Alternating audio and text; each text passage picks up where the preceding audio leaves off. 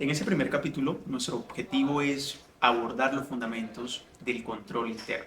Entender control interno en una organización significa comprender cada uno de los componentes que lo constituyen. El control interno resulta relevante porque efectivamente permite que la organización logre los objetivos estratégicos que ha trazado. Es importante comentarles que el sistema de control interno y su efectividad, así como su madurez, va a depender del compromiso que tenga la organización de él. Un punto a tener en cuenta cuando hablamos de un sistema de control interno es de quién es la responsabilidad. Y aquí la administración juega un papel importante para poder fortalecer cada uno de esos componentes y en efecto lograr un nivel de madurez alto para la organización. Hablar de un sistema de control interno es hablar de 5 componentes que lo constituyen, siendo el primero el ambiente de control.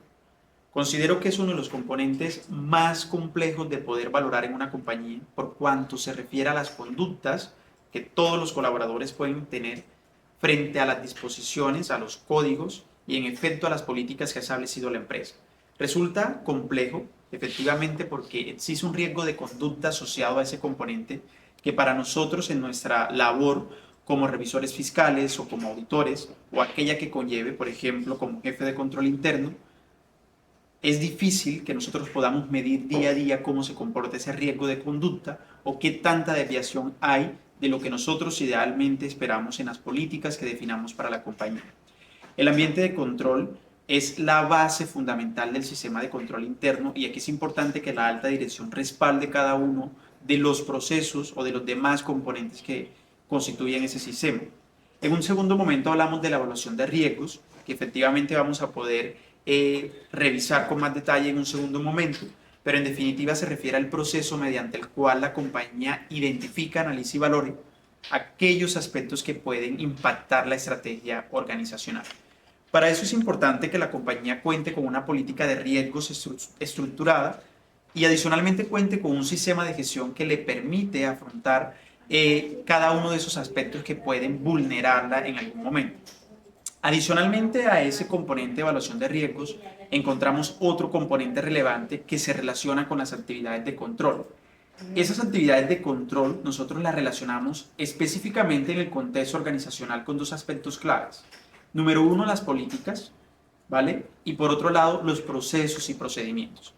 Es importante contarles que cuando hablamos de control interno, nuestro fin dentro de las organizaciones no se trata de burocratizar, se trata en efecto de cómo definimos controles que se adapten a la organización y que le permita en efecto, número uno, poder cumplir con los objetivos estratégicos, poder generar información con confiabilidad y pues lograr ese cumplimiento normativo que se prevé. Y las dos últimas, los dos últimos componentes que resultan importantes cuando hablamos de control interno tienen que ver con información y comunicación. La calidad del nivel de información que se genera en una compañía debe ser importante, por cuanto va a ser la base fundamental para poder tomar decisiones estratégicas en la compañía. Eso es importante porque debemos valorar esos controles tecnológicos, esos sistemas, esos hardware y cómo es el acceso a cada uno de esos equipos dentro de la compañía, pero sobre todo también cómo circula la comunicación y cómo circula efectivamente la información para poder lograr.